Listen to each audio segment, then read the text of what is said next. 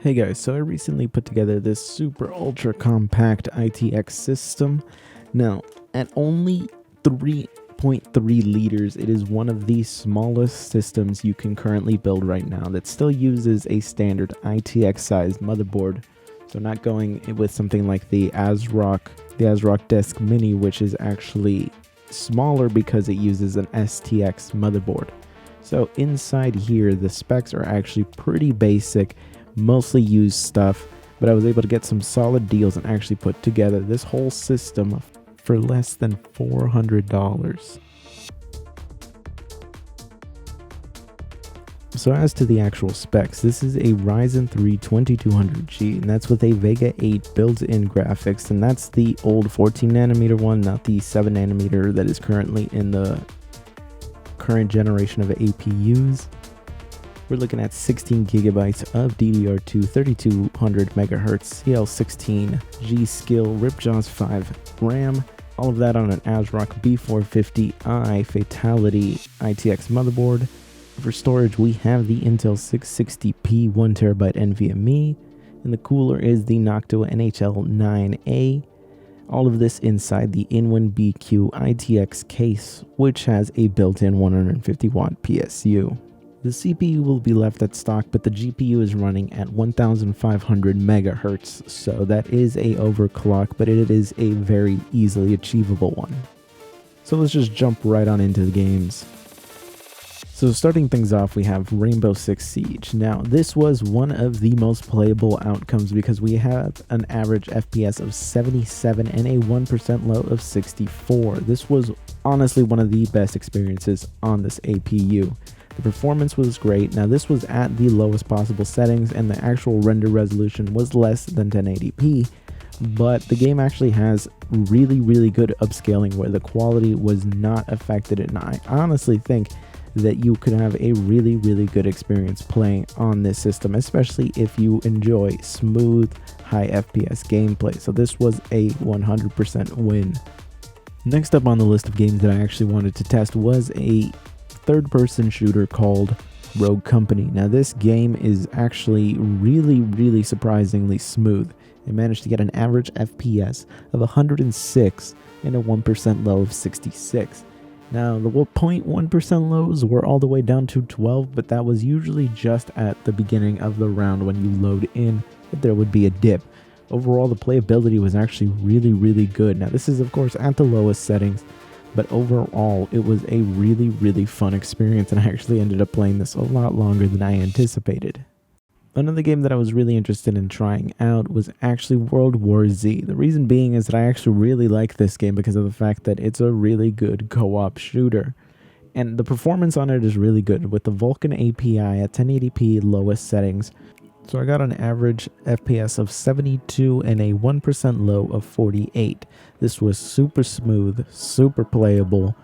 Really, this was exactly the kind of FPS that you want to be getting in a game like this. Even with all those zombies on screen, it was not going to slow this down.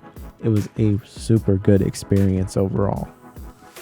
After testing those 3 games, I was actually genuinely surprised how good the performance had been, so I decided to try out the Halo Master Chief Collection.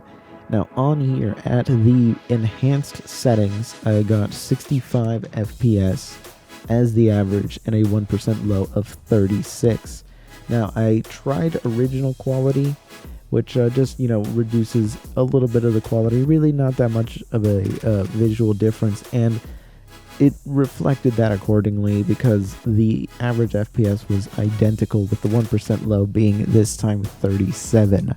So really I would just play at the enhanced settings, but really it was super playable. So after playing all of this, I just went on a spree of trying out a bunch of different games, and here are the numbers for everything that I did. So I've organized the numbers from best to worst FPS, and at the top, of course, is Rogue Company at 106, and at the bottom is Monster Hunter World with an average of 37. I would say that from Rogue Company down to about the Halo Master Chief Collection, you're good to have an enjoyable experience. There was nothing that really happened in any of the hours that I've played that showed a bad experience. Now, below that, Risk of Rain, Deep Rock, and Bannerlord, those are in questionable territory because of the fact that the enemy count can get really, really high and really, really hectic, and FPS drops will happen a lot more frequently, and that can really be an unenjoyable experience. So really, it's up to your level of tolerance there. I think Minecraft Dungeons could also fall into that category, though I never really saw a large enough group of enemies that really made anything stray past the numbers that we see there. GTA 5, I think, was playable enough. I played with controller, and driving around was perfectly fine. Fighting was perfectly fine. The shooting was perfectly fine. So really, I would say if you played the game on the Xbox 360 or the PS3, then you're going to actually have a better experience on this.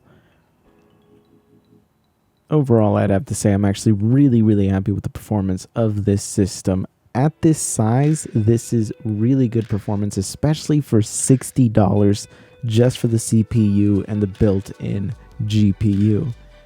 It is fantastic. I am loving this thing, and I actually look forward to trying out a bunch of different games on it, and I might actually do a follow-up video where I just give a huge list of games on whether or not they are playable on this system or not.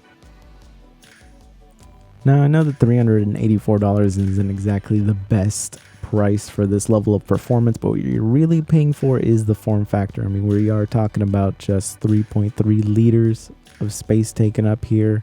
Or I think it's like less than 3.5, but it is very, very small, super portable.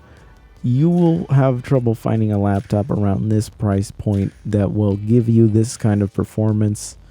Really, you only need to pay for the monitor and the peripherals, and you're pretty much good to go. And if you already have like a screen, this isn't bad, really. I mean, I grew up playing on worse settings than this, so overall, fantastic buy.